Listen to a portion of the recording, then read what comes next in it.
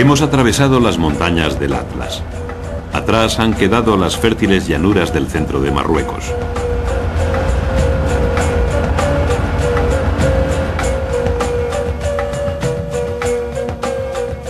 Nos adentramos ahora en un paisaje desnudo, monótono, en el que mires donde mires, lo único que encuentras es tierra.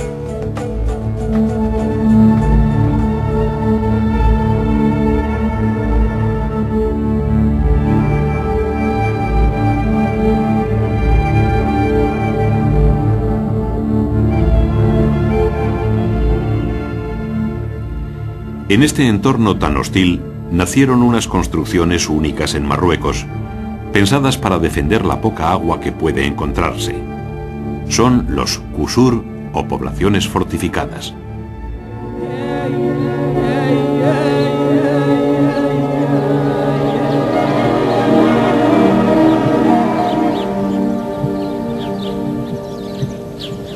Los qusur son el mejor exponente de la denominada arquitectura de tierra. A base de tierra y agua, las materias primas que más fácilmente pueden hallarse aquí, surgen estas impresionantes edificaciones cuyo color es similar al del suelo sobre el que se elevan. El inconveniente de estos edificios es su relativa fragilidad. El barro es un material poco duradero. Esto convierte a los qusur en monumentos efímeros, por lo que resulta difícil encontrar alguno en perfecto estado. Pero además, este tipo de arquitectura está pensada para proteger a sus habitantes de los rigores del clima. Las paredes de tierra con que están fabricados los qusur son un aislante perfecto que modera las temperaturas extremas del exterior.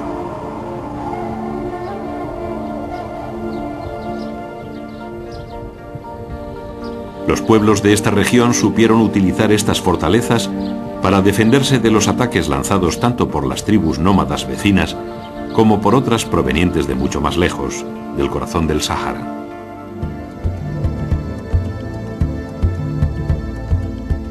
Si tu intención es visitar el valle del Draa o el del Dades y sus edificios de arquitectura de tierra, lo mejor es iniciar el viaje en la ciudad de Ouarzazate.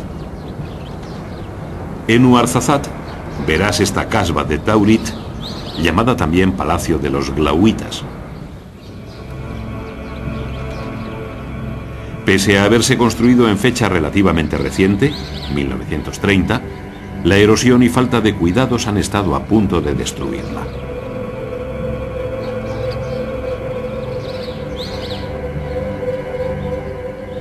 Para conservar estos monumentos de tierra se creó aquí una institución especializada, el Centro de Conservación y Rehabilitación del Patrimonio Cultural Atlásico y Subatlásico, dependiente del Ministerio de Cultura marroquí.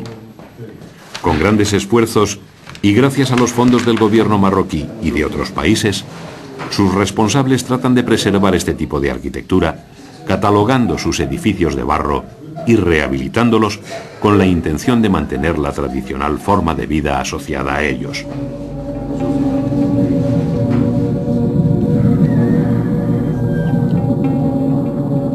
Este es el caso del granero fortificado de Irhem en Ugdal, que ha sido rehabilitado con la intención primordial de que no se pierda la utilidad que ha tenido desde siempre.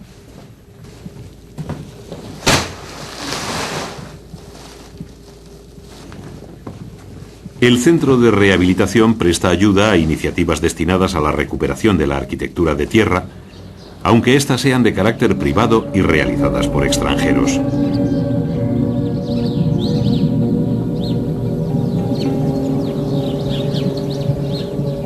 Es el caso de la labor que está realizando el gaditano Juan y su esposa Beatriz, que es portuguesa. En una decisión que a muchos podría parecer una locura, dejaron sus respectivos trabajos para viajar al oasis de Escura con la intención de construir un peculiar hotel restaurando una vieja casba cargada de historia. El oasis de Escura ha sido un oasis creado en el siglo XVII.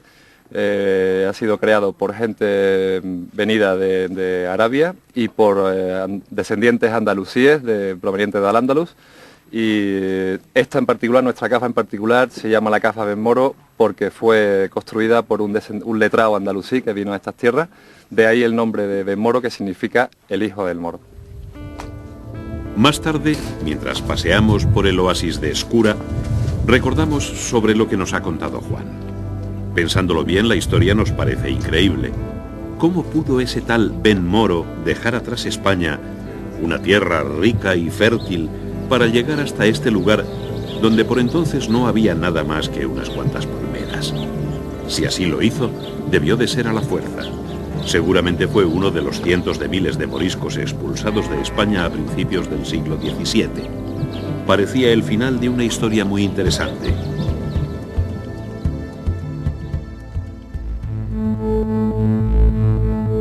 A finales del siglo XV, en los reinos cristianos de la península ibérica, sigue viviendo una importante minoría musulmana, a los que se les permite seguir practicando libremente su religión.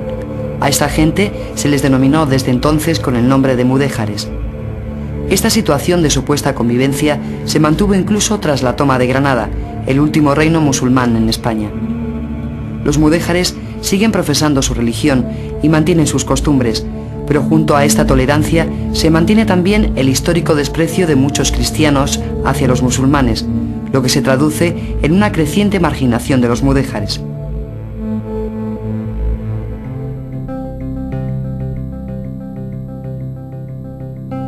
Poco tiempo después de la conquista del reino nazarí de Granada, en esta plaza, Bib Rambla, el cardenal Cisneros ordenó la quema de miles de libros escritos en árabe. Este acto fue uno de tantos con los que se pretendía forzar a los mudéjares para que se convirtieran al cristianismo.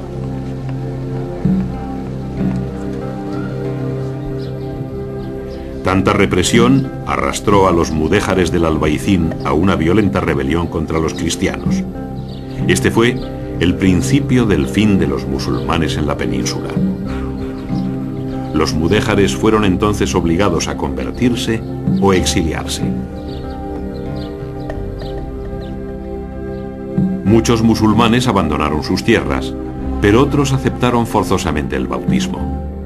A estos ya no se les llamará mudéjares. Pasaron a ser conocidos como moriscos, es decir, conversos, al menos aparentemente.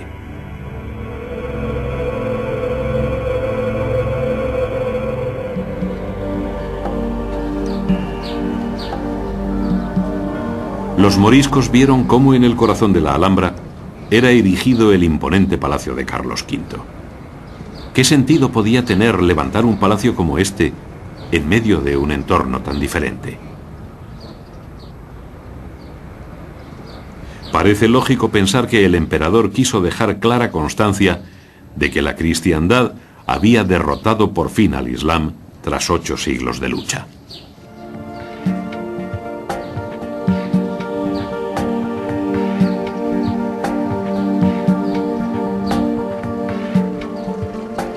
El Palacio de Carlos V fue uno de los muchos edificios erigidos en estilo renacentista.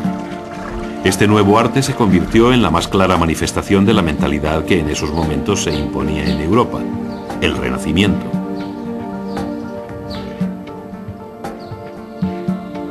Es esta también una etapa de profundos cambios sociales. Y si alguien sufrió intensamente estas transformaciones, sin duda fueron los moriscos.